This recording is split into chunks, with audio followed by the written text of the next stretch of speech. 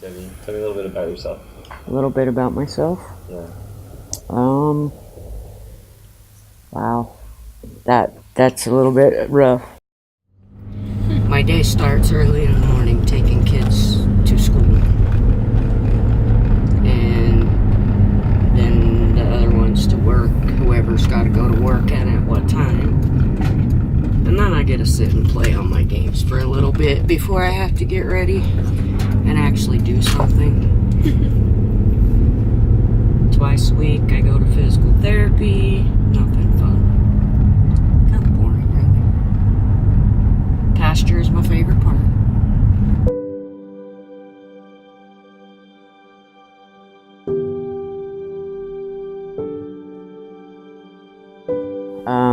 Until I was 6 years old, I didn't even know I had a different dad than the rest of my siblings. When we were kids, I tormented her a lot. Then there came a time when I just didn't understand some of the things that she was deciding to do in her life, and so I kind of cut myself out a little bit. Then one day I went to see her at my mom's house, and she was walking out the door, and I bumped into her, and it was almost like God let me see directly into her soul. And it was completely lost and emptied, and I felt extremely ashamed. So from that moment on, I prayed and asked for help so that I could be a better sister to her. My sister Deanna is very persistent and very patient. She searched the name that we were given, which we weren't even sure at first was the right name, and she wrote letters to all 276 Robert Millers in California in 2005. A few years later, she had kept trying to research, and we decided to do DNA testing. We did the first DNA test maybe 2014. And last year we did a second, which produced the connection with a cousin of his. And that's how we found him. I said, Debbie, it's time to find your birth father, because she was left without a mother and a father at that time, and I didn't want her to have the pain of losing anyone else again. She's very good at what she does. She does detective work. She does genealogy. She's amazing. It's because of her we found him. So, it is. She is a wonderful person. She's a very important person in my life. Very.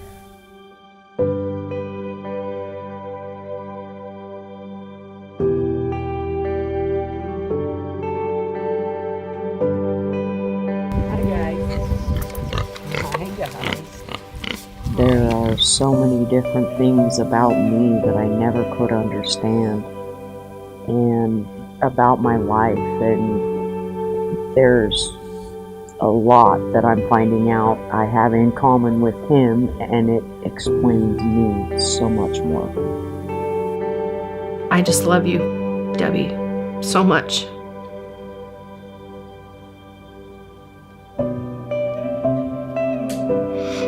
You're my angel and my flower in my day.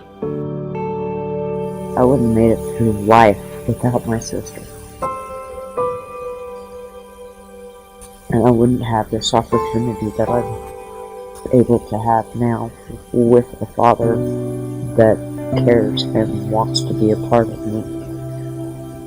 And without my sister keeping me grounded throughout the years of many times of just wanting to give up all the way around on everything.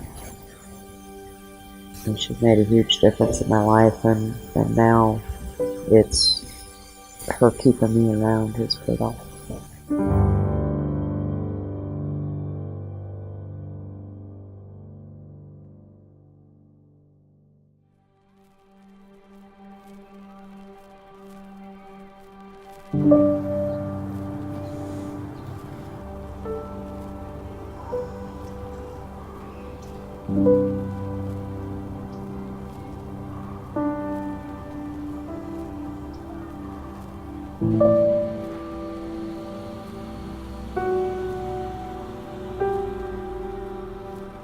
What's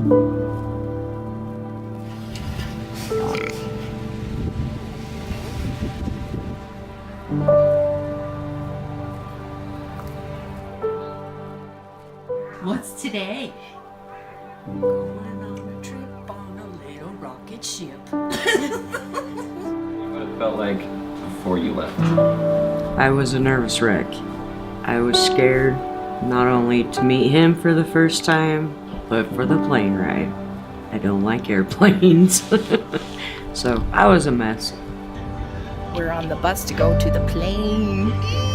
I tried to lessen her anxiety by trying to lighten up the mood, but I was as nervous as she was, but I was more excited than anything. I'm so happy that she finally got to have some joy in her life.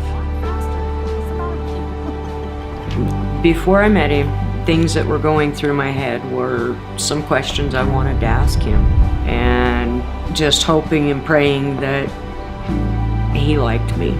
It was so weird to sit there and watch them. And I watched and I was just like, I cannot believe that you guys were never in the same house growing up. I've learned that now I know where I get my calmness and my heart from is from him. And he told me repeatedly he is so happy that I found him, and so happy that we can be father and daughter. Is just, it means the world to me.